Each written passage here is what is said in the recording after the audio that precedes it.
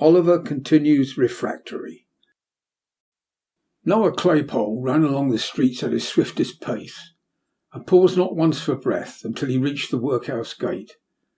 Having rested here for a minute or so to collect a good burst of sobs and an imposing show of tears and terror, he knocked loudly at the wicket, and presented such a rueful face to the aged pauper who opened it, that even he, who saw nothing but rueful faces about him at the best of times, started back in astonishment.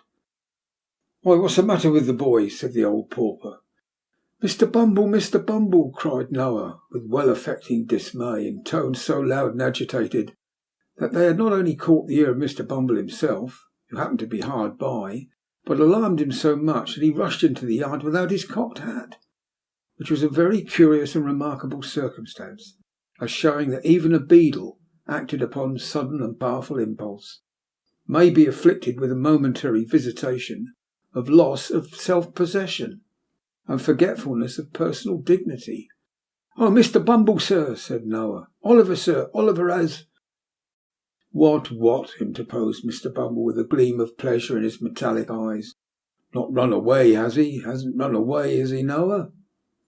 "No, sir, no. Not run away, sir, but he's turned vicious," replied Noah. "He tried to murder me, sir, and then he tried to murder Charlotte and then Mrs. Oh, what dreadful pain it is! Such agony, please, sir." And here Noah writhed and twisted his body into an extensive variety of eel-like positions, thereby giving Mr. Bumble to understand that from the violent and sanguinary onset of Oliver Twist he had sustained severe internal injury and damage, from which he was at that moment suffering the acutest torture.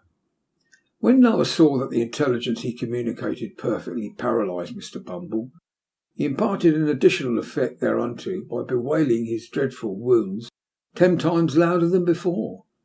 And when he observed a gentleman in a white waistcoat crossing the yard, he was more tragic in his lamentations than ever, rightly conceiving in a highly expedient to attract the notice and rouse the indignation of the gentleman aforesaid.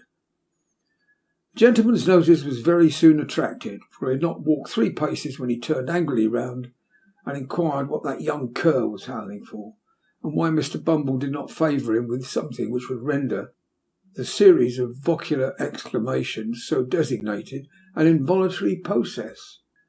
"It's a poor boy from the free school, sir," replied Mr. Bumble, "who has been nearly murdered, all but murdered, sir, by young Twist." "By Jove!" exclaimed the gentleman in the white waistcoat, stopping short. "I knew it. I felt a strange presentiment for the very first that audacious young savage would come to be hung." "He has likewise attempted, sir, to murder the female servant," said Mr. Bumble, with a face of ashy paleness. "And his missus," interposed Mr. Claypole. "And his master too, I think you said, Noah," added Mr. Bumble. "No, he's out, or he would have murdered him," replied Noah. "He said he wanted to." "Ah," said he, "wanted to, did he, my boy?" inquired the gentleman in the white waistcoat. "Yes, sir," replied Noah. "And please, sir, missus wants to know whether Mr. Bumble can spare the time to step up there directly and flog him, because master's out."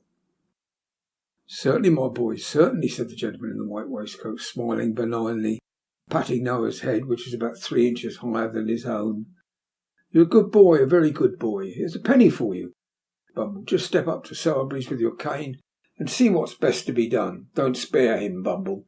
"No, I will not, sir," replied the beadle, and the cocked hat and cane having been by this time adjusted to their owner's satisfaction, Mr. Bumble and Noah Claypole betook themselves with all speed to the undertaker's shop. At this point of Mr. Bumble's discourse, Oliver, just hearing enough to know that some allusion was being made to his mother, recommenced kicking with a violence that rendered every other sound inaudible. Sowerberry returned at this juncture, Oliver's offence having been explained to him, with such exaggerations as the ladies thought best calculated to rouse his ire. He unlocked the cellar door in a twinkling and dragged his rebellious apprentice out by the collar. Oliver's clothes had been torn in the beating he had received, his face was bruised and scratched, his hair scattered over his forehead. The angry flush had not disappeared, however, and when he was pulled out of his prison he scowled boldly on Noah and looked quite undismayed. "Now you are a nice young fellow, ain't you?" said Sowerberry, giving Oliver a shake and a box on the ear. "He called my mother names," replied Oliver. "Well, what if he did, you little ungrateful wretch?" said Mrs. Sowerberry. "She deserved what he said, and worse." "She didn't," said Oliver. "She did," said Mrs. Sowerberry. "It's a lie," said Oliver. Mr. Sowerberry burst into a flood of tears. This flood of tears left Mr. Sowerberry no alternative. If he had hesitated for one instant to punish Oliver most severely, it must be quite clear to every experienced reader that he would have been, according to all precedents in disputes of matrimony established, a brute, an unnatural husband, an insulting creature, a base imitation of a man, and various other agreeable characters too numerous for recital within the limits of this chapter. To do him justice, he was, as far as his power went, it was not very extensive, kindly disposed towards the boy, perhaps because it was in his interest to be so, perhaps because his wife disliked him. The flood of tears, however, left him no resource, so he at once gave him a drubbing, which satisfied even Mrs. Sowerby herself, and rendered Mr. Bumble's subsequent application of the parochial cane rather unnecessary.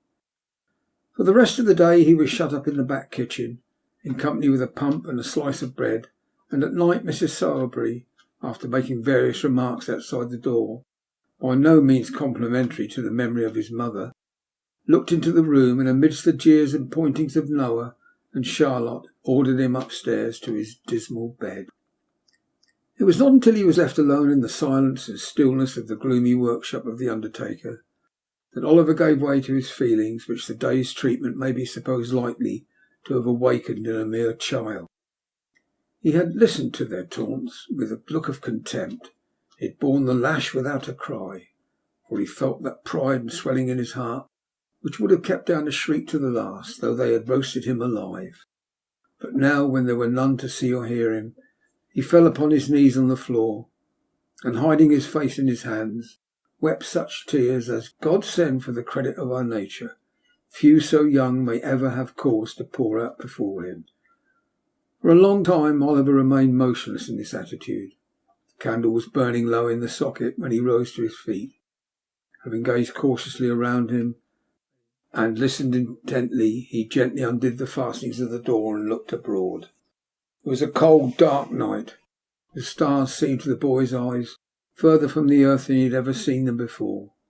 There was no wind, and the sombre shadows thrown by the trees upon the ground looked sepulchral and deathlike from being so still. He softly reclosed the door, having availed himself of the expiring light of the candle to tie up in a handkerchief the few articles of wearing apparel he had, sat himself down upon a bench to wait for morning. With the first ray of light that struggled through the crevices of the shutters, Oliver arose and again unbarred the door. One timid look around, one moment's pause of hesitation. He had closed it behind him and was in the open street. He looked to the right and the left, uncertain whither to fly. He remembered to have seen the wagons as they went out, toiling up the hill.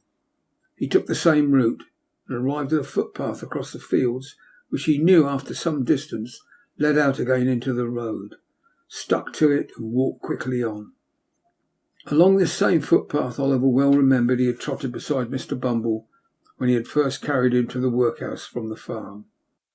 His way lay directly in front of the cottage. His heart beat quickly when he bethought himself of this, and he had half resolved to turn back. He had come a long way, though, and should lose a great deal of time by doing so. Besides, it was so early that there was very little fear of his being seen, so he walked on. He reached the house. There was no appearance of its inmates stirring at that early hour. Oliver stopped and peeped into the garden. A child was weeding one of the little beds. As he stopped, he raised his pale face and disclosed the features of one of his former companions. Oliver felt glad to see him before he went. Although younger than himself, he had been his little friend and playmate. They had been beaten and starved and shut up together many and many a time. "Hush, Dick," said Oliver, as the boy ran to the gate and thrust his thin arm between the rails to greet him. "Is anyone up?" "Nobody but me," replied the child. "You mustn't say you saw me, Dick," said Oliver. "I'm running away. They beat and ill-use me, Dick. and I'm going to seek my fortune some long way off. I don't know where. How pale you are." "I heard the doctor tell them I was dying," replied the child with a faint smile. "I'm very glad to see you, dear, but don't stop. Don't stop." "Yes, yes, I will. To say good bye to you," replied Oliver. "I shall see you again, Dick. I know I shall. You will be well and happy." "I hope so," replied the child, "after I'm dead, but not before." "I know the doctor must be right, Oliver, because I dream so much of heaven and angels and kind faces that I never see when I'm awake." "Kiss me," said the child, climbing up the low gate and flinging his little arms around Oliver's neck. "Good bye, dear. God bless you." The blessing was from a young child's lips, but it was the first that Oliver had ever heard invoked upon his head, and through the struggles and sufferings and troubles and changes of his after life he never once forgot it.